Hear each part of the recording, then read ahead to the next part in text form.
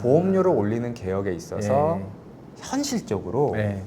1960년대생들은 기여할 기회가 없으세요. 그러니까 네. 우리가 그 100만 명씩 태어났던 정말로 그 베이비 부머 세대들이 기여를 할 기회가 없기 때문에. 그럼 60년대생들은 이 연금제도 개혁에 대해서 왜 그렇게 이빨이 센 거죠? 지금 본인들이 기여할 것도 아닌데 그러니까 이런 사회적 갑자기 막 화가 막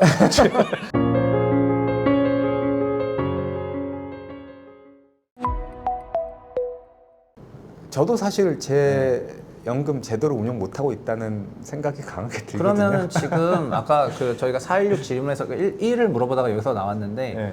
그럼 미적립부채라는 거를 알게 되시면서 이를 좀 정부가 정립을 해야 되겠다 이런 생각에서 시작을 한 건지 아니면 아까 그 3,200조라는 숫자가 미적립부채를 다 더하면 얼추 3,000조가 된다고 했는데 네.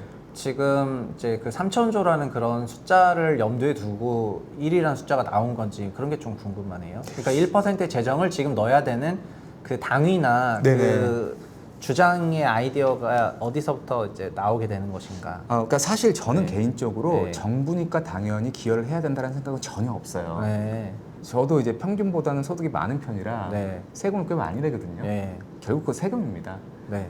보험료로 내든 세금으로 내든 똑같은 돈이에요. 똑같은 네. 국민 돈이에요. 그러니까 만약에 재정 투입 안 하고 연금제도 유지할 수 있으면 최고입니다. 네. 실제로 그 아까 제가 그 재정 추계를 2번 참여했다고 말씀드렸잖아요. 가장 최근에 2023년에 있었고 그게 5차입니다. 네. 5년에 한 번씩 하고 2018년에 4차 네. 이렇게 네. 참여를 했었어요. 4차 재정 추계 때까지만 해도 재정 투입을 아예 안 하거나 한시적으로 하고 기금을 용속할 수 있는 안이 있었고요. 네. 그 안을 네. 제가 그때 위원으로서 정부에 드렸어요. 네. 다 아셨어요. 네. 다 푸셨죠. 근데 이제 우리가 다른 숫자는 복잡하니까 네. 이렇게 한번 생각을 해볼게요. 2018년에 개혁을 했다면 네. 100만 명씩 태어났던 60년대생이 개혁에 기여를 할 시간이 있었거든요. 네. 근데 지금 2023년 재정 추계가 끝나고 지금 2025년이란 네. 말입니다. 이제 1965년생이 이제 연금 보험료를 안 내요. 네. 근데 연금 개혁에는 시간이 걸려요. 네. 무슨 얘기냐면 100만 명씩 태어났던 60년대생들이 낸 돈과 받을 돈이 이제 결정이 됐어요. 네. 이제 개혁을 한다면 네. 80만 명씩 태어났던 70년대생, 네. 70만 명씩 태어났던 80년대생이 그나마 기여할 여지가 남아 있는 겁니다. 네. 네. 네. 이 기회를 놓치잖아요. 네. 그러면 이제 답이 없어지는 그럼 거죠. 완전 그냥 네. 박살나는 것 같은데요. 네, 그래서 이제 네. 앞에 말씀드린 그 질문으로 돌아가서 네. 이미 우리 사회는 그 재정 투입이 없는 시나리오는 없어요. 그러니까 이게 최적화에는 해가 없음을 증명할 수 있는 방법론이 있거든요. 네. 그러니까 우리가 중학교 때 방정식 여러 개 이렇게 풀다 보면 그림을 그리면 이건 해가 없네 그런 거 있잖아요. 네. 그러니까 그 국민연금도 굉장히 복잡한 그런 이퀘이션인데 네. 걔를 풀어보면 그 재정 투입이라는 변수를 넣지 않으면 네. 그냥 인피지블 해요. 답이 네. 안 나와요. 그러니까 우리 사회는 시점의 문제일 뿐 재정 투입 안 하고 할 수 있는 시기를 2018년에 개혁을 안 하면서 그냥 날려버렸습니다. 네. 자, 그러면 이제 2023년에 이제 5차 재정 추계 위원으로 참여를 하면서 그런 인식이 저한테는 있었기 때문에 네. 이미 인피지블하다라는 거, 답이 없다라는 거 알고 있는 상태에서 그걸 똑같이 푸는 건 되게 바보 같은 일이잖아요. 그러니까 새로운 변수를 넣었어야만 했던 거죠. 근데 우리에게 주어진 변수는 재정밖에 없었고 네. 재정이라고 하는 것도 결국은 빚을 갚는 데 쓰는 용도이기 때문에 네. 빚이 그렇잖아요. 빨리 갚는 게 쌉니다. 네. 그러니까 국가니까 재정 투입을 해야지 이런 제가 당위나 어떤 이념적, 저도 이제 당연히 굉장히 제 개인적으로는 제 개인의 당위나 이념에 이런 강한 사람입니다만은 외부적으로 그런 얘기를 안 하는 편이고요. 현실적으로 이제 국가의 재정이 투입되지 않는 시나리오는 우리 사회는 이제 없고요. 네. 제가 수학적으로 그걸 증명한 논문을 2020년에 냈습니다. 산업공학회지에 있으니까요. 관심 있으시면 한번 찾아보세요. 피카우 코리아 논리를 저보다 빨리 이제 네, 내시는. 그러니까 이미 그거를 알고 있는 상태에서 네. 2023년에 이제 그 정부의 재정 추계와 국회의 연금 특위의 위원으로 참여를 하면서 답이 없는 얘기를 답이 없다라고 얘기하는 거는 위원으로 참여할 가치가 없잖아요. 그래서 제 나름의 고민을 했고 그래서 재정 투입이라고 하는 변수를 넣은 거고 네. 그나마 지금 하면 GDP 1%로 막아지는데 네. 나중에 이거 그냥 가만히 있으면 이게 예를 다 들면 알잖아요. 한 3에서 5년 정도만 늦어지면 어떻게 되는 거죠? 이게? 그러니까 그러니까 연금 개혁이라는 걸 해야 1%를 넣었을 때 이렇게 간다는 거에 그 딱 그게 있는 건가요? 그럼 이때까지는 해야지 된다. 그러니까 수치만 보면 이게 당연히 네. 이게 연속으로 해야 되는 거라. 네. 근데 수치만 보면 네. 그 정부의 재정 투입이 늘어나겠죠. 그러니까 네. 뭔가 계산 나올 텐데. 네. 그러니까 3에서 5년 뒤면 정치적 사이클을 생각을 해보면, 네. 그러니까 3에서 5년 뒤면 글쎄요, 뭐 이렇게 조기 대선이 있을지 없을지 네. 모르지만 이번 대통령, 다음 대통령 조기 대선이 있다고 네. 하면 다음 대통령이 네. 연개혁을 안 한다는 의미거든요. 네. 연금 개혁의 타이밍은 통상 그 대통령 임기의 중후반에 완성될 수밖에 없습니다. 그럴 수밖에 없어요. 왜냐면 처음에 와가지고 처음부터 하긴 좀 그러니까 중간쯤에 연금 개혁, 연금 개혁의 주체는 대통령이지만 이거 네. 승인해준 건 국회거든요. 네. 그러니까 이게 이런저런 이 사이클을 보면 이번에 조기 대선이 만약에 있다라고 한다면 조금 그렇게 높지 않은 확률로 새롭게 당선된 대통령께서 바로 질러서 성공하는 시나리오가 하나가 있고요. 네. 그다음- 그다음 2년 차니까요. 네, 네. 그 다음 시나리오는 한 2028년 정도에 한번 타이밍이 나올 것 같아요. 네. 그 이유가 뭐냐면 2027년이 되면 제가 이제 재정 투입 없이 국민연금의 미래는 없습니다. 뭐 이런 얘기를 제가 이렇게 떠들지 않아도 전 국민이 알 거예요. 알 사건이 하나 발생하는 게 네.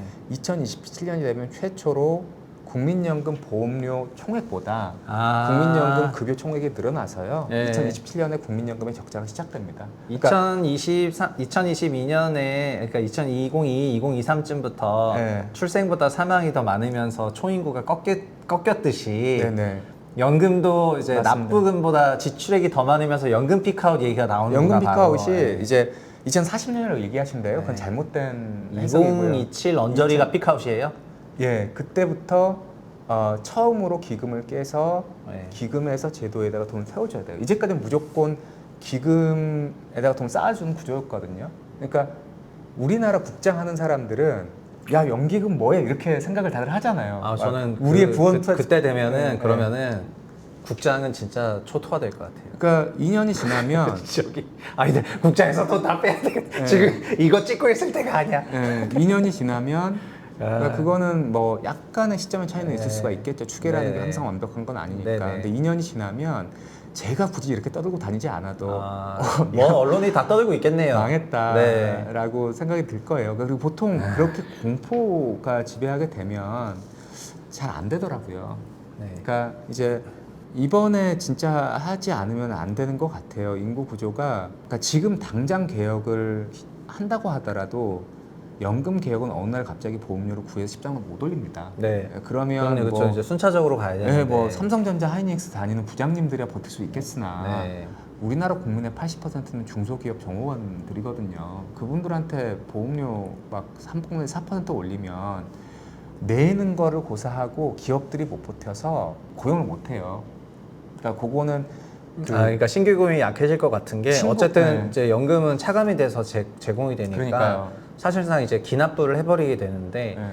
기업 입장에서는 이제 신규 고용의 여력이 조금 떨어지긴 하겠죠. 네, 그래서 다른 쪽에서 뭐가 없으면. 연금 보험료 인상률은 실질 경제 성장률보다 높으면 안 돼요. 네. 그래야지 사람들이 버티거든요. 예, 예. 그러니까 그렇죠. 그렇게 따진다면 정말 빨리 개혁을 해도 5년이 걸리고 그러면 당장 5년 뒤에는요. 네. 1970년생도 국민연금 보험료를 안 내기 시작합니다. 핵심은 그거예요. 100만 명씩 태어났던 1960년대생들의 연금은 이제 네. 이분들 내 거 다 내셨고요. 이분 네. 받을 거 정해지셨어요. 1970년, 그러니까 저희가 1970년생이니까 이런 얘기를 할 수 있는 것 네. 같은데 1970년대생도 사실 이대로 뭉개고 있으면 네. 약간 앞세대만큼은 아니지만 그래도 조금 후했던 연금을 받아갈 기회는 있고 1970년대생, 80년대 초반생까지 받아갈 수 있습니다. 지금 타이밍을 보면. 근데 이제 제가 이런 얘기를 떠들고 다니는 이유는 뭐냐면 1970년대생들까지 이렇게 후한 연금을 계속 받아가면은 뭐 이렇게 정부 재정 투입하고 이런 걸로 해결이 안 되거든요. 파국이거든요. 그럼 진짜 그러니까 타이밍이 근데 되게 지금 중요해요. 1970년생이 2030이 되면은 이제 우리나라로 61세고 만으로 60이 되는 건데 네. 연금이 59세까지 됩니다. 18세에서 59세까지 내니까 60대면은 그러면 받는 거예요? 아니요, 받는 건 65세부터. 아 받는 건 65세부터 받는 거고 연금 더 이상 납부가 없군요. 네네. 보험료를 올리는 개혁에 있어서 예. 현실적으로 네. 1960년대생들은 기여할 기회가 없으세요. 그러니까 네. 우리가 그 100만 명씩 태어났던 정말로 그 베이비 부머 세대들이 기여를 할 기회가 없기 때문에 그럼 60년대생들은 이 연금제도 개혁에 대해서 왜 그렇게 이빨이 센 거죠? 지금 본인들이 기여할 것도 아닌데 그러니까 이런 사회적 갑자기 막 화가 막 근데 그렇게 생각하시면 안 되는 게 그러니까 저도 네. 처음에 그러니까 저도 이제 586들 진짜 죄송합니다. 저도 처음에는 네. 내가 진행자 같아. 뭐야 이거. 근데 이제 그 저도 처음에는 10년 전에 참여했다 그랬잖아요. 네. 그러니까 30대 중후반에 참여를 했고 막 그러니까 연금과 관련된 그 정부위원회를 가면 사실 정부위원회 전문가로 참여하면 분위기 너무 좋아요. 아 국장님 어떠셨어요? 뭐 식사 한번 이런 식이거든요. 네. 나쁜 얘기할 게 뭐가 있습니까? 네. 근데 제가 이상하게 국민연금과 관련된 정부위원회만 가면 화가 나가지고 저 앞에 그트 막 이랬거든요. 네. 안 좋은 얘기도 하고 그래서 미워하시는 분도 많으세요. 근데 좀 그런 것 같아요. 이게 이제 통상적으로 이런 사회적 논의에 참여하는 거는 이렇게 저는 익셉션인데 그 50대 정도는 되어야지 이 사람이 과거에 했던 어떤 커리어. 네. 커리어와 성취를 바탕으로 이런 건 할 수 있구나. 그리고 이 사람이 이런 얘기를 했을 때 사회에서 믿어질 수 있구나. 통상 그게 50대는 되어야 하고. 네. 그래서 그게 이제 지금 현재 50대 분들이 이제 86세대라서 그런 게 아니고요. 네. 그냥 50대가 이런 논의는 주로 이제 주도를 하는 것 같고 최초의 국민연금이 도입됐던 1988년에도 50대가 했고 네. 뭐 약간 그런 거라고 보시면 됩니다. 아 근데 어쨌든 그러면 핵심은 저희가 연금 그 앞에 연금 배경을 이해하는 데는 이런 내용이 한도 끝도 없는 것이 네. 아까 18에서 60세 중에서 국민연금은 또 75%밖에 가입을 안 한 상태고 25%는 임의 가입자도 아니고 다 이제 붕 떠 있는 그런 네네네. 그런 분들이고 네. 그 연금 가입한 약 한 2,200~300만 명 정도 되는 분 중에 절반 이상은 그래도 사업장에서 가입을 해가지고 대기업이든 중기업이든 일단 내고라도 있는데 네. 또 한 600~700만 명 정도 되시는 또 지역 가입자들이 또 다 계시고 네. 또 한 80 합쳐서 80만 명 정도 임의 가입자, 임의 계속 가입자 뭐 이런 숫자들이 또 다 있더라고요. 맞습니다. 네네. 그래서 그런 걸 보면은 지역 가입자만 하더라도 네. 이분들은 사실 연금 내기가 더 힘들어 보이는데 그럼요. 너무너무 힘들죠. 와, 그래서 저는 일각에서 그래 그냥 기금 있을 때 다 주고 기금 다 떨어지면은 난 모르겠다. 난 모르겠다 그냥 뭐 우리까지는 그래도 괜찮아요. 알아서 살아라 막 이런 얘기하는 사람 되게 많아요. 네, 우리까지는 괜찮아요. 근데 어른이 그러면 안 되죠. 네. 그러니까 제가 가지고 근데 있는 강한 그러면 생각. 그때 되면은 네. 막 지하철에서 막 이제 막 타고 다닐라 하면은 막 저희 해코지 당할 수도 있어요. 그러니까 일본이 그렇잖아요. 네. 일본의 연금 개혁이 성공했다는 분들이 계신데 일본 개혁은 연금 개혁은 실패했거든요. 어떤 느낌이냐면 지금 우리나라의 연금은 사실 굉장히 젊어요. 네. 그러니까 연금 제도라고 하는 게 20살 청년이 60세까지 연금을 내고 그 다음에 사망할 때까지 연금을 받아가려면 네. 그래야지 한 사이클이 되는 거잖아요. 네. 그러니까 연금 한 60년 정도 지나야지 한 사이클 돌아서 아 이제 시작했구나라는 느낌이 드는 거예요. 네. 근데 국민연금 1988년에 생겨서 이제 37년 됐습니다. 네네. 전 국민으로 확대된 거는 1999년이라 네. 이제 불과 26년짜리고 완전 젊은 연금이죠. 그러니까 그렇게 따지면 지금 연금을 받는 분들은 네. 본인들의 경제 활동 초기에는 국민연금이라는 게 존재치 않았고 네. 따라서 보험료를 낼 기회가 없었기 때문에 네. 원래 국민연금이 설계했던 취지보다는 급여가 낮은 게 너무 당연한 거예요. 예. 근데 이제 지금 그래서 우리가 개혁을 하면 상대적으로 굉장히 빨리 개혁을 하는 국가가 되는 거거든요. 물론 네. 이제 직관적으로 생각을 하면 처음부터 좋게 만들면 어땠을까? 2007년 노무현 정부 때 개혁 때 뭐 그때 보험료까지 같이 어땠을까라는 생각을 할 수 있지만 지나간 일을 얘기하는 거는 저는 네. 의미 없다고 봐요. 네. 바꿀 수 없으니까. 근데 어쨌든 과거에 김대중, 노무현 정부의 큰 두 번의 개혁이 있었고 굉장히 젊어서 막 GDP 80% 엄청 큰 돈이긴 한데 연금 기준으로 보면 또 그게 또 감당 가능한 거거든요. 좀 네. 이따 말씀이 나오겠습니다만 일본의 경우에는 그러니까 우리 기준으로 한 2050년 이쯤 돼가지고 개혁을 한 거예요.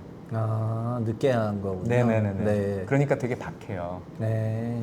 그리고 이제 다들 불만이 근데 박하다고 하는 게 그래도 기사를 읽어보면은 네. 결국 도쿄 사시는 웨버리가 그분 60대 은퇴 직전에 한 400만 원 정도 버시다가 네. 은퇴하시면서 62%니까 이제 한 300만 원 정도 벌게 되면서 네.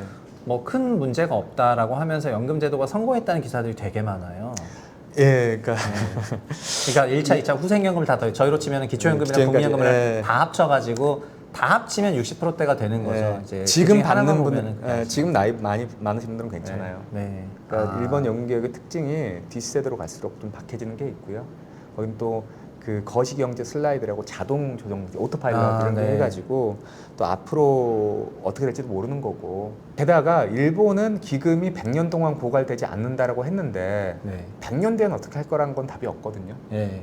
그래서 100년 연금이라는 말이 있는데 네네네네. 근데 뭐 네. 우리보다는 훨씬 그 재정적으로는 건전한 건 맞지만, 그러니까 일본은 우리나라 방금 우리가 얘기했던 그 비율을 따지자면 70년대생, 80년대생도 은퇴한 다음에 연금 개혁을 했다고 보면 돼요. 근데 우리는 그래도 60년대생들은 이미 이제 더 기여하실 기회가 없지만 네. 그건 지나간 일이고, 아직 그래도 80만 명, 70만 명이 태어났던 70년대생, 80년대생들이 아직 남아 있습니다. 네. 그러니까 우리 세대겠죠. 그러니까 우리 세대가 좀 나서서, 그러니까 사실 우리 뭉개고 있으면 우리는 좋은 연금 받고 죽을 수 있거든요. 타이밍이 그래요. 근데 진짜 연금 개혁을 빨리 해가지고 일단은 소득 대체율도 좀 높이는 그런 거를 좀 조기적으로 하고, 말씀하신 것처럼 이미 이제 기금이 기금 고갈된 이후의 상황이 저는 완전 해릴 것 같거든요. 고갈시키면 안 돼요. 예, 그래서 한국적인 상황에서는 그게 고갈되면은 진짜 말도 안 안 돼요. 되는 예, 소요 예. 사태가 있을 것 같고, 그리고 아까 20년대 후반에 그 연금 재정이 마이너스가 난다는 그 27년. 뉴스가 네네. 예, 그게 언론을 때리기 시작하면은 그때부터 정말 지옥이 열릴 것 같은 그런 느낌이 들거든요. 염상호 감독이 나오지 않아도 대한민국이 지옥이 될 것 같은 그런 느낌이 들어가지고, 그런 상황이 안 오도록 막아야 되는 게 되게 중요한 것 같네요. 예, 맞습니다. 그래서 이제 좀 제 생각에는, 네. 그러니까 국민연금 얘기만 하면 다들 짜증 나 있고 화가 나 있는데, 네. 생각의 틀을 조금만 깨트리면 우리나라 상황이 그렇게 나쁘지 않거든요. 네. 말씀드린 것처럼 전 국민으로 확대된 거 기준으로 따지면 대한민국 국민연금 26년밖에 안 됐고요. 네. 최초에 후하게 들은 것 같지만 그때 그 어르신들 얼마 되지도 않았고, 지금 1,700조, 1,800조 쌓인 거는 최초에 3% 내고 70% 받아가서 그게 아니에요. 네. 그러니까 정말로 그때 어르신들은 가입자도 많지 않았고요. 네. 그분들은 다 돌아가셨어요. 네. 그거 혜택 받으신 분들은. 그러면은 아까 그 1%를 네. 이제 1% 얘기를 하다 보니까 여기까지 왔는데, 네네. 그 1% 조달은 어떻게 하신다는 그런 계획으로 조금 얘기를 하고 계십니까? 네네네.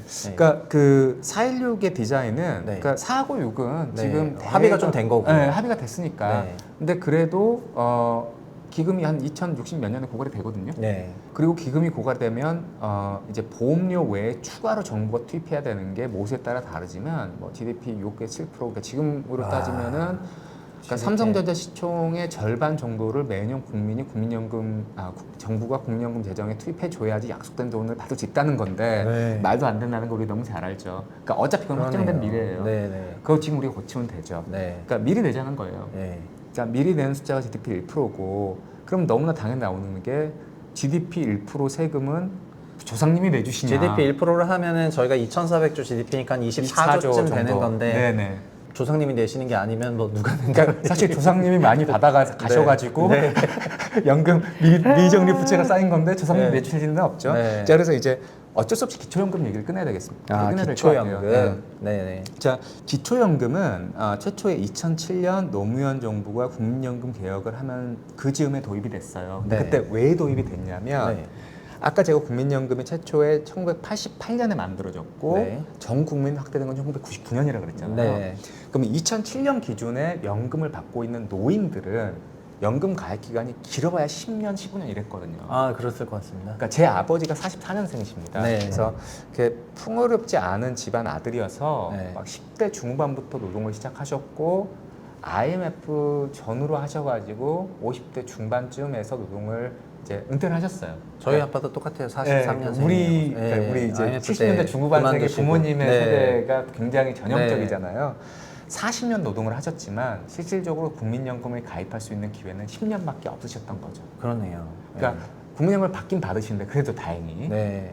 되게 적어요. 네, 완전 작지만 네. 작게 낳고 또 사망하셔서 배우자가 승계해서 받고 있는데, 그렇죠. 금액이 아, 이제 그러시구나. 아주 그러면 다 작습니다. 깎이죠. 네. 근데 2007년에 노무현 정부에서 국민연금 개혁을 하려고 봤더니, 그때 국민연금 개혁은 미래에 대한 얘기였고, 그 시점에 어르신들이 너무 가난한 거예요. 아, 네. 통상적으로 우리나라 노인은 가난하다라는 인식이 있는데 그건 잘못된 인식입니다. 우리나라 네. 노인은 부자예요.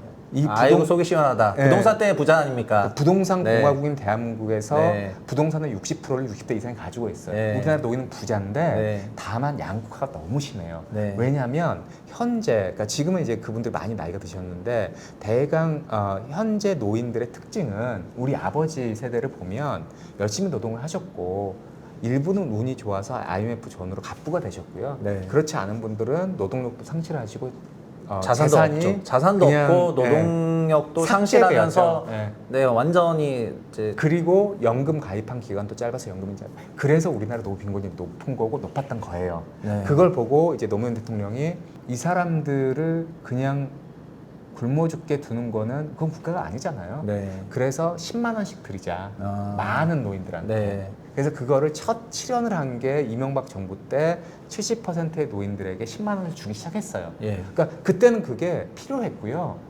그거 아니었으면 정말 자살하실 노인분들이 훨씬 많으셨어요. 네. 얼마 안 되는 돈이지만 그거 가지고 최소한 쌀을 살 수 있는 돈이거든요. 네. 근데 이제 그 다음 대통령 선거 때 네. 이제 박근혜 정부 때. 네, 박근혜 대통령, 문재인 대통령도 네. 그 대통령 후보로 그랬는데 두 분 다 기초연금을 20만 원으로 인상하겠습니다. 그래서 두 분이 합의이 됐고 20만 원 올렸어요. 네. 그 다음 대통령 선거 때 또 두 분이 나왔죠. 네. 후보로 두 분 30만 원으로 인상하겠습니다. 30만 원 올랐어요. 어. 그래 그 다음 대통령 선거 때 또 두 분이 이렇게 나왔죠. 네. 두 분 다 40만 원 인상하겠습니다. 그래서 40만 원이 돼가지고 네. 작년에 나온 정부의 개혁안에 보면은 윤석열 대통령의 공약이었던 기초연금 40만 원 인상을 지키는 안이 들어가 있어요. 그래서 최초의 제도의 도입 취지는 그때 국민연금 가입 기간이 짧고 IMF 이후에 평균적으로는 부자지만 양극화가 너무 심해서 40% 50% 되는 노인이 정말 폐지를 죽고 있으니까 네. 이건 아니다. 10만 원씩이라도 드리자. 그래서 네. 많은 노인들한테 드렸던 거고 그 취지를 그래서 가만히 짚어보면 기초연금은 사실은 최초 도입 취지가 일몰제를 적용하는 게 맞아요. 그러네요. 왜냐면 왜 연금 납부 기간이 없는 사람들을 위해서 한 거니까 맞습니다. 연금 납부 기간이 있는 사람들한테는 줄여야겠죠. 줄여야 최소한 되고 가난한 그 사람들. 대상을 더 줄이면서 가는 게 맞지 보편적으로 기초연금이 가는 건 아니네요. 그렇죠. 최초 도입 시점은 네. 모르죠. 그러니까 1970년생이 여러 가지 의미로 연금에서는 네. 되게 중요한 세대인데 1970년생이 18세가 됐을 때 국민연금이 도입됐습니다. 만들어졌네요. 무슨 네. 얘기냐면 1970년생은 연금을 풀로 납부한 사람이구만요. 한 거예요. 네. 예. 그러면 1970년생이 은퇴해서 연금을 받기 시작한 2035년에는 예.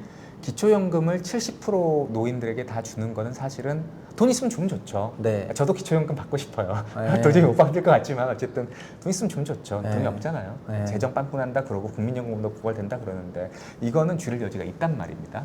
자, 이 얘기를 제가 왜 꺼내냐면 작년에 기초연금이 24조가 나왔습니다. 네. GDP 1%예요. 네. 작년에 국민연금 지급액 총액이 얼마인 줄 아세요? 아니요. 40조 원입니다. 아직 얼마 안 되는구나. 네, 그러니까 작년만 놓고 네. 보면 국민연금 지급액은 낸 거 받아가는 거잖아요. 예. 그러니까 국민이 낸 거가 40조고 네. 정부가 재정으로 투입한 게 24조예요. 비율로 따지면 대한민국 정부는 2024년에 노후소득 보장을 위해서 재정 투입을 37.5%를 한 거고 OECD 어떤 국가보다 높은 국가입니다. 진짜 그렇게 해석을 할 수도 있겠네요. 그렇죠. 그러니까 저는 그래서 네. 정부의 기여가 없다라는 거에 사실은 동의하지 않아요. 0차, 1차 연금을 합쳤을 때 그 기초연금을 다 지금 정부가 다 준 거니까 네. 사실은 정부가 사회복지 재정을 폭발적으로 쓰고 있네요. 지금. 쓴 거예요. 그러니까 완전 지금 사회복지 그런 국가네. 거죠. 예. 그리고 이제 작년에 네. 정부에서 개혁안을 냈을 때 작년 기준으로 33.4만 원인가 그랬거든요. 예. 기초연금이 그거를 40만 원으로 인상, 20%더 늘려주겠다고 한 거예요. 지금 제가 사이트 아까 찾아보니까 34만 1,500원인가 뭐 그 값이 있더라고요. 네, 기초연금이. 그거를 40만 원으로 그 올려주겠다고 34만 그걸 40만 원 올려주겠다라는 게 사실 그게 윤석열 대통령의 공약이었고 당연히 대통령께서 그거를 공약을 지킨다고 하는 거는 네. 복지부에서 따는 게 맞잖아요. 그렇게 하신 거예요. 네. 자, 그러면 이제 우리가 이제 요거에 대한 가치 판단하기 전에 네. 재정 얘기를 하고 있으니까 재정으로 네. 냉정해 볼게요.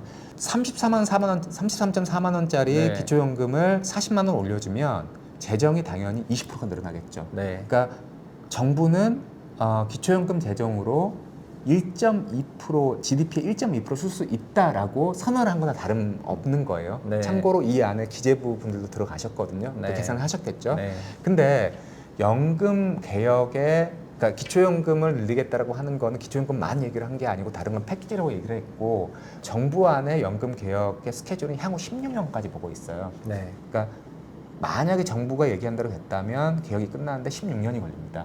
그 얘기는 그러니까 그 사이에 기초연금을 깎지는 않을 거 아니에요. 네. 제 대상을 줄이거나 왜냐하면 네. 국민연금을 박하게 만드는 게 정부 안의 핵심이니까. 네. 그러면 향후 한 10년, 15년 동안에 노인 인구가 늘어나니까 네.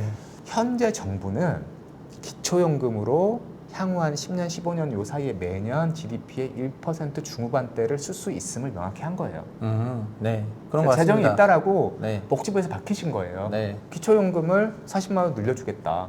근데 개혁 걸리는 그 국민연금 개혁에 미니멈 16년이 걸리는데 국민연금을 박하게 만드는 그 기간 동안에 약간 반대급부로 네. 약간 당근처럼 기초연금을 준 건데 네. 그 사이에 기초연금을 다시 박하게 만들 거라고 보기는 어렵잖아요. 네. 그렇다면 작년에 정부의 연금 개혁안이 갖는 굉장히 큰 함의가 뭐냐면 정부는 GDP 한 1% 중후반대까지 그 먼 미래는 모르겠고 앞으로 한 뭐 10년, 15년, 20년 요 기간 동안에는 낼 용의가 있고 그러할 재정적 여력이 있다는 겁니다.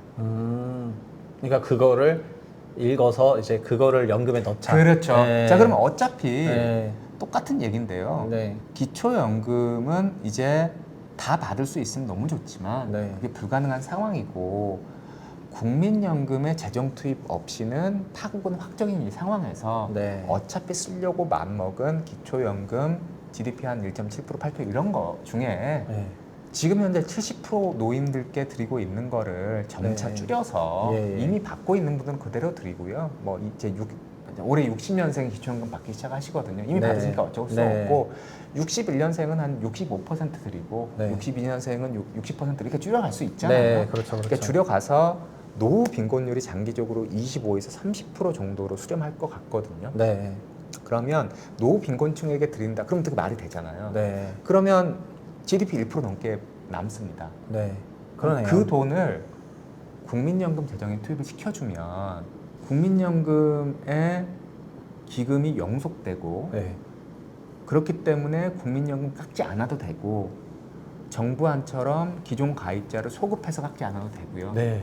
그래서 숫자를 계산해 보면 실제로 기초연금으로 내가 더 받는 것보다 국민연금 깎이는 폭이 제가 제안한 안대로 했을 때 그럼 기초연금 좀 덜 받잖아요 평균적으로. 네. 근데 국민연금 다 받게 되잖아요. 네. 정부와는 기본적으로 국민연금 깎자는 거니까. 네. 비교해 보면 제게 돈을 더 많이 받아요. 예. 그리고 합치면요. 네네네. 그리고 다음 세대에게 부담도 없고. 그러니까 이게 알고 보면 되게 간단한 얘기거든요. 정부는 우리 사회가 뭐 먼 미래는 모르겠고 앞으로 10년, 15년 요 기간 동안에 GDP 한 뭐 1% 중반대에서 후반대까지는 재정으로 투입하겠다가 정부는 그냥 이제 각이 나왔어요. 선언했어요. 그러니까 얘기를 안 했을 뿐이지. 네. 그걸 가만히 읽어보면 네. 이렇게 얘기하니까 너무 명확해 보이죠. 네, 명확해 보이네요. 네, 네. 그러니까 그러니까 이거는- 노인 기초연금만 손을 대도 1% 정도를 어쨌든 할 수 있는 그 네. 약간 룸이 생겼다는 거가 되게 그렇게 따진다면 의미가 있네요. 정부 안 대비 세금 한 푼도 더 안 내는 거죠. 네. 어차피 그러니까 기초연금 내는 건 세금이 늘어나겠으나 네네. 어쨌든 현재 정부 안도 기초연금 그렇게 늘려주는 거고 그거는 앞으로 스케줄상 보면 GDP 한 1% 중후반대를 어디서 끌어온다는 거예요. 그러니까 거기에서 뭐 우리나라에서 날고 긴다 하는 대단히 뛰어난 관료분들이 붙어서 만든 거니까 네. 당연히 그 재정에 대한 어떤 계획은 다 되셨을 거라고 봐요. 그러니까 선언을 한 거예요. 네, 그러니까 그러네요. 국민들에게 국민연금 개혁이 있을 향후 16년 동안 기초연금 재정을 투입할 거고 그거는 대강 1% 중반 2% 입법할 거다. 각이 나온다라고 국민들에게 선언하신 거예요. 그 얘기는 안 했지만 이 정도 얘기하면 다 이해하시겠죠. 오케이. 그러니까 그럼- 그거의 절반만 네. 국민연금에 투입을 하고 다만 여기서 굉장히 중요한 게 하나가 있는데 네. 이건 굉장히 큰 정치적 부담이긴 해요. 그러니까 노인들에게 기초연금을 슬라이스로 살금살금 낮추면서 네. 재정을 투입을 하고 국민연금을 더 네. 커버리지를 넓히고 기금을 키우겠다고 하는 이런 형태의 구조 계획 자체가 굉장히 정치적 부담. 정치적으로는 매우 위험하다고 생각하는 사람들이 많겠네요. 네, 그러니까 왜냐하면 노인표 네, 날라간다부터 맞습니다. 시작해가지고 기초연금의 역사를 보면 네. 10만 원, 20만 원, 30만 원, 40만 원. 네. 글쎄 사람마다 해석이 다르지만 이제 그거를 포퓰리즘의 전형, 표를 산 거다라고 얘기하시는 분들이 네. 굉장히 많고 저도 거기 네. 동의를 해요. 네. 왜 그랬겠어요? 효과가 있으니까 그런 걸 거 아니에요. 효과 직방이죠. 그러니까 만약에 이제 요 비디오가 올라올 때쯤이면 이 이제 헌재 판결이 나왔을 것 같은데 그 네. 결과가 네. 이제 조기 대선으로 간다고 한다면 제가 가지고 있는 확신이 하나가 뭐냐면 대선 후보분들이 네. 기초연금 너나 없이 기초연금 인상 더 많이 얘기 했는데 할 주자고 거예요. 할 것 같아요. 할 거예요. 그러니까 네. 이런 판국에서 숫자만 보면 이제 사실 되게 간단한 거예요. 그러니까 알고 나면 그냥 콜럼버스 달걀 약간 이런 듯한 생각이 드는 게 네. 그러니까 기존에는 이제 진보랑 보수랑 이렇게 나뉘어가지고 그러니까 치고받고 싸우니까 이제 이 밖에 얘기를 할 수도 없었고 해도 들려지지 않고 그런 거였습니다. 네. 근데 듣고 나니까 너무 간단한 얘기죠. 네. 그러니까 당연한 얘기고 네. 그러니까 누구나 할 수 있는 생각이잖아요. 근데 이런 생각 자체를 할 수 있는 프레임이 나오지 않았던 거예요. 그러니까 다른 관점을 갖는 게 그만큼 어려운 건데 어쨌든 제가 드리는 말씀은 사실 우리 사회가 정부 재정 역할하고 있습니다. 작년에는 네. 어마어마하게 했네요. OECD 그 네. 어떤 국가보다 비율적으로 따지면 네. 정부가 엄청 했어요. 네. 앞으로 그게 어렵다 뿐이지. 그러니까 조금만 밀고 당기고 하면 모든 세대, 모든 주체, 그러니까 정부든 기업이든 뭐 노인이든 젊은이든 이게 다 행복할 수 있는 대안이 있는데 과거에 이제 연금 개혁의 역사와 논의를 그래도 꽤 오래 살펴본 사람으로서 잘 모르겠습니다. 이제 마지막에 약해지신데, 아니 제가 그래서 좀 마지막 질문이나 이런 걸로 지금 4.16 어쨌든 4.16 연금개혁 그 김우창 안에 대해서 연금개혁과 관련해서 여기저기 자문도 해주시고 그러실 것 같거든요. 네네. 근데 또 헌재 판결 이후에 만약에 조기 대선 모드로 가게 된다면 또 약간 연금과 관련한 파퓰리즘이 있을 수밖에 없다는 그런 얘기도 하셨는데, 뭐 이 안건을 지금 실제로 막 정치권에 전달하시는 입장에서 뭐 느끼는 그런 소회라든가 아니면은 저희가 어떤 방식으로 가는 게 이미 좋다는 얘기 이미 충분히 다 한 것 같지만, 네네. 그럼 마지막으로 뭐 어떤 식으로 하겠다는 그 각오 같은 거라도 좀 해주십시오. 각오요? 네, 최선을 다해서 바꾸겠다 뭐 그런 거 좀 해주세요. 이제 인공지능 연구 열심히 하고 인재 열심히 양성하겠습니다. 네. 이거 그건 근데 이제 자기 분야고, 연금 농담이고요. 쪽에서는 약간 네. 어떤 그 소위 어떤 소명으로 일하고 계신지. 네. 그러니까 소명까지라고 얘기하면 조금 네. 이제 좀 창피한데요. 네. 그러니까 그런 것 같아요. 그러니까 저도 처음에 왜 제가 연금판에 불려가는지는 아직도 얼떨떨하거든요. 저는 네. 아니 뭐 고구마 줄기처럼 끌려갔다면서요. 예, 예. 그러니까 굉장히 지금 논의하시는 분들 맨날 TV에 나와서 전문가라고 대담하시는 분들하고 결이 너무너무 다르잖아요. 네. 그러니까 다른 얘기를 할 수 있었던 기회가 있는 것 같아요. 왜냐하면 제가 하는 얘기, 그러니까 이전 버전인 3.12로든 4.16이든 네. 4.16이든 어떤 진영에서 굉장히 강한 논리로 밖에서 떠들고 다니시는 분도 그러니까 개인적으로 만날 거 아니에요. 네. 같이 뭐 위원이고 막 이러니까 그러니까 제 얘기가 맞다고 하시거든요. 아, 근데 이게 집단이 되면 네. 그리고 그 집단의 어떤 이해관계가 있으니까. 정치적 네. 이해관계에 걸리고 그리고 그 역사가 오래되면 그 프레임을 깨고 얘기를 하는 것조차 굉장히 어려운 것 같아요. 근데 이제 저는 이제 어디에 속해 있지 않은 사람이니까 이런 얘기를 좀 편하게 할 수 있는 거고 네. 이제 그래서 이제 소외라든가 무슨 네. 뭐 이건 아니고요. 네. 조금 달라는 분들이 계시긴 해요. 네. 드리긴 했고 근데 제가 먼저 나서 이런 건 아니고요. 달라니까 준다 약간 이런 느낌이긴 한데 네. 대한민국이라는 국가가 갖는 현재 위기의 본질은 네. 모두 느끼고 있는 바처럼 피크아웃이거든요. 맞아요. 피크아웃입니다. 근데 그 피크아웃이라고 하는 게 우리가 피할 수 있는 어떤 극복의 대상인가 아니면 그냥 절대자가 우리에게 줘서 우리도 무조건 감내해야 하는 어떤 것인가라는 이 두 가지 중에 저는 네. 전자라 보거든요. 네. 우리가 뭔가 하면 되는 거예요. 맞아요. 맞아요. 근데 연금 얘기만 오면 네. 항상 사람들이 이래요. 내가 연금을 잘 받는 게 좋은 건데 네. 야 저놈 깎어. 야 공무원 연금 깎어. 야 기초연금 못 받게 해. 아, 왜? 저놈 걸 깎아야 내가 연금을 받을 기회가 그만큼이나마 늘어난다라는 걸 모든 사람들이 체득해서 아는 거예요. 그게 저는 피크아웃의 본질이라고 보거든요. 네. 근데 그거 아니에요. 모두 다 잘 될 수 있는 길이 있습니다. 근데 그렇기 위해서는 정치적 지도자의 역량이 굉장히 중요하고요. 네. 원론적인 얘기지만 그 정치적 지도자를 선택하는 국민들이 중요한 거죠. 맞죠. 맞죠. 예, 그러니까 저는 이 아까 이제 정부 안에 대해서 지난 9월에 나온 그 정부의 개혁안에 대해서 개인적으로는 비판적인 입장이지만 네. 당연히 복지부 관료들은 하실 일 한 거라고 봐요. 왜냐하면 윤석열 대통령이 후보일 때 기초연금 40만 원 인상하겠다고 공약을 냈고 네. 국민연금 개혁하겠다고 얘기를 했고 네. 그 지지를 받았고 거기에 맞춰서 대통령의 마음을 먹었고 그러면 당연히 관료는 따라하는 게 맞는 거예요. 그거 안 하는 관료가 이상한 거예요. 네. 그러니까 결국은 지난 9월에 나온 기초연금 인상하고 국민연금은 더 내고 덜 받고 그다음에 기존의 가입자는 소급해서 깎자라고 하는 이 안은 국민들이 그걸 좋아했기 때문에 그렇게 된 겁니다.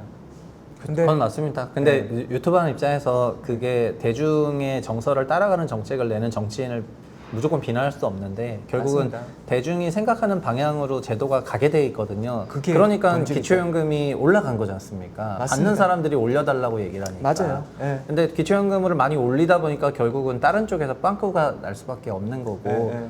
4.16 개혁의 의의는 이제 국민연금 제도의 여러 가지 맹점이나 모순이나 이런 것들을 해결할 수 있는 그 솔루션 안을 잘 찾았다는 게 네, 의의인 네. 것 같고 네. 저는 그런 의미에서 이제 김은찬 교수님은 어떻게 보면 사회적인 소임은 연금 쪽에서는 다 하신 것 같고요. 그 다음에는 이 안을 가지고 진짜 막 그 입법화하고 제도 개선화하고 하는 결국 정치인이랑 공무원이랑 이런 사람들이 눈이 밝아가지고 그분들이 해주셔야죠. 이런 거를 잡아내서 네. 이제 막 끌고 나가야지 되는 것 같거든요. 거기서 이제 우리 채널에 저 같은 사람은 김정 교수 같은 사람이 있다. 어차피 다 알겠지만 네. 그리고 이제 사람들이 결국 그렇게 생각해야 그렇게 바뀌는 거니까. 그럼요, 네. 그럼요. 그러니까 이게 그러니까 막 그런 게 있잖아요. 그 역사를 보는 관점이 어디서 읽었지? 만화책에서 본 것 같은데 네. 그 은하영 전설에서 봤나? 어떤 한 그 대단한 인간에 의해서 역사가 바뀌는 거냐? 아니면 역사라고 하는 게 어떤 한 인간을 통해서 본인을 발현하는 거냐? 만화책에서 본 것 같은데 네. 근데 저는 거기에서 한 인간의 역할보다는 그냥 역사의 흐름이라는 게 있다고 보거든요. 네. 근데 이게 역사의 흐름이라고 하는 게 또 모든 국가가 그래요. 이렇게 급속한 성장을 겪고 성장이 끝나는 시기에 한 번 정도 이렇게 사람이 성장통을 겪듯이 한 번씩 이렇게 좀 이러거든요. 네. 그러니까 우리가 딱 그런 상황이고. 저희 그런 상황입니다. 근데 이제 답이 없을 정도로 뭔가 망가진 그런 상황은 아직 아니고요. 그러니까 지금 막 그런 건 전쟁이 아니고서는 어. 전쟁일 때나 그런 거지 그렇지 않으면 다 바꿀 수 있는 상황이죠. 그럼요. 그러니까 그러니까 연금만 정주영 봐도 마인드가 필요하죠. 그렇죠. 연금만 봐도 네. 간단하다니까 네. 정부안 대비 세금 한 푼도 더 안 내요. 네. 아 사실은 세금 덜 내요. 네. 그리고 미래 세대도 덤탱이 안 씌우고 연금 다 받을 수 있어요. 그러니까 그쵸, 안이 있는 건데 그러니까 조금만 생각을 바꾸고 조금만 희망적인 거를 찾기 위해서 적극적으로 노력을 하고 네. 그리고 이제 그게 국민들의 역할은 아니죠. 그게 정치적 지도자의 역할이고 그러한 지도자들께서 조금은 이게 본인의 어떤 선거에 영향이 긍정적이지 않다고 하더라도 이런 목소리를 내는 정치인이 있기를 희망합니다. 네, 이렇게 사실 그런 분이 나온다면 도와드릴 의향이 저는 있고요. 이제 어차피 이제 이런 거 이 방송을 뭐 소위 정치하는 사람들이 보게 된다면은 정치인에 대한 평가는 당대의 평가도 있지만 사후적 평가가 있거든요. 그리고 사람들은 사후적인 평가를 훨씬 더 높게 칩니다. 그런데 100% 제가 공감합니다. 유튜브도 그렇지만은 당대의 평가에 예민할 수밖에 없단 말입니다. 저도 지금 조회수를 따라가야 되는 것처럼. 그러나 한참 시간이 지나고 나면은 그때는 그거가 하찮게 보였는데 지나고 났을 때 사후적으로 평가받았을 때 훨씬 더 그런 게 생기거든요. 그럼요. 그래서 이런 이제 연금제도나 제가 부동산이나 막 이런 얘기를 하는 것도 지금이야 뭐 그냥 사람들 뭐 이렇게 따라가는 게 좋은 것 같겠지만은 그게 안 좋은 방향으로 갈 수도 있으니까 연금제도는 특히 더 장기적인 관점에서 생각해가지고 당장 눈앞에 선거가 있으니까 득표가 중요하고 막 이제 50만 원, 60만 원 이런 얘기 되게 하고 싶겠지만은 그래서 결국은 그걸 뽑은 국민도 나중에 뒤에 가면은 사후적으로 평가해가지고 그때 그렇게 하면 안 됐어라고 했을 때는 그 전에 쌓아왔던 명성 다 무너지는 거거든요. 그래서 그런 거를 꼭 잘 유념하셨으면 좋겠습니다. 거기에서 격히 공감해서 그냥 마지막으로 네. 한마디만 덧붙이자면 정말로 조기 대선이 있다고 한다면 다음에 대통령이 되는 분은 어떤 마지막 기회를 갖게 되시는 거냐면 초고령화로 인류 역사상 단 한 번도 경험해보지 못한 그런 극단적인 인구 구조를 갖는 대한민국의 네. 노후 소득 보장 문제를 해결할 수 있는 마지막 기회를 가진 대통령이거든요. 이러한 큰 사회적 의제는 미리미리 해결이 안 되더라고요. 네. 항상 국민들이 절박감을 느껴서 아 이거 아니면 안 된다라는 정도가 되어야지 해소되는 게 사회인 것 같아요. 또 네, 그런 것 같아요. 그러니까 다음 대통령은 역설적으로 굉장히 큰 위기에 빠질 뻔한 대한민국의 어떤 미래를 단 한 번도 과거의 선례가 없는 방식으로 노후 소득 보장 문제를 해결한 그런 칭호를 얻을 수 있는 기회가 있는 마지막 정치인이 될 겁니다. 와, 성군 세종이 되느냐? 그렇죠. 그러니까 네. 이분은 이렇게 된다면 뭐. 막 우리나라 딴 나라의 연금 제도 보고 벤치마킹 한다 그러는데 딴 나라도 다 막장이거든요. 오히려 한국에 와서 배워야죠. 그렇게 되면 네. 그러니까 진짜 이 역사상 이렇게 좋은 연금을 가질 수 있는 기회가 있는 나라가 많지 않아요. 왜냐하면 우리나라 연금 역사가 되게 짧고 네. 내용이 어쨌든 그 사이에 연금 개혁을 큰 걸 2번이나 했고 네. 그분들이 시간을 연장시켜 주었고 아직은 70년대 80년대생이 연금 개혁에 참여할 수 있는 여지가 있고 네. 이것만 한다면 완벽하지는 않더라도요. 연금이라고 하는 사회적 제도가 통상 완전 망한 다음에 개혁이 일어나는 걸 보면 네. 우리나라는 연금 선진국이 될 거예요. 쉽습니다. 그럴 것 그래서 같습니다. 그런 기회를 본인을 위해서 국가 공동체를 위해서 다음 세대를 위해서 잡아낼 수 있는 그런 지도자분이 나오시길 저는 간절히 희망합니다. 네. 뭐 결론은 너무 자연스럽게 뭐 투표 잘하자 약간 이런 거가 되는 것 같은데 그게 뭐 올해 할지 3년 후에 할지는 이제 영상 업로드 되면은 아마 구독자분들이 다 아시겠지만 어쨌든 오늘은 데이터 사이언스 대학원 원장을 하시는 이제 김우찬 교수님이 연금과 관련해 가지고 결국 이것도 최적화 설계를 하고 뭐 이런 것 때문에 이제 고구마 줄기 뽑히듯이 가가지고 지금 이제 10몇 년째 고생을 하고 계신데 짧다면 짧고 길다면 긴 건데 그 기간 안에 김우창 안이라고 하는 이 4.16 안에 대해서 디벨롭을 시켰고 이거에 대해서 굉장히 여러 가지 그 딥한 부분에 대한 스터디까지 다 했고 그거를 오늘 저희 연금센터 나오셔가지고 최대한 말씀을 잘 해주신 것 같아요. 사실은 4.16 안을 얘기를 하면 그 뒷얘기도 좀 많이 해야 되지만 애초에 이 제도가 왜 만들어졌는지 전반부를 더 깊게 얘기해 주신 걸로 인해 가지고 국민연금 제도라든가 아니면 다른 기초연금 제도에 대해서도 더 이해도가 폭넓게 늘어났던 그런 시간인 것 같습니다. 그래서 저희 최부심 연금센터 나오셔서 너무 감사하고요. 불러주셔서 감사합니다. 저희 또 이제 3.12로 국민을 위한 국민연금은 없다의 그 저자분들은 제가 또 한 분씩 다 모실 생각이에요. 감사합니다. 모셔가지고 하겠지만 결국은 뭐 김우창 아니잖아요. 아니 그런 거 아닙니다. 아유 민망하게 왜 이러세요? 다른 두 분한테 내가 뭐라고 하지? 이제 그렇고요. 그래서 연금과 관련해서는 저희 채널에서 계속해서 좋은 정보 드리도록 하겠고 나중에는 뭐 개인연금, IRP, 퇴직연금 관련한 그런 Q&A나 상담이나 이런 고객 사연 이런 것도 받을 거니까 댓글에는 이제 국민연금에 관한 그런 내용을 남겨주셔도 좋고 아니면 자기가 뭐 2030인데 아니면 4050인데 뭐 어떤 연금을 어떤 식으로 운영하는 게 좋냐 뭐는 뭐가 좋냐 막 이런 질문을 하셔도 그런 거를 받아들여 가지고 컨텐츠를 만들 테니까 댓글에 연금 관련한 질문도 많이 남겨주셨으면 좋겠습니다. 오늘 최부심 연금센터 이렇게 마무리를 짓도록 하겠고요. 다음 시간에 또 뵙겠습니다. 감사합니다. 감사합니다.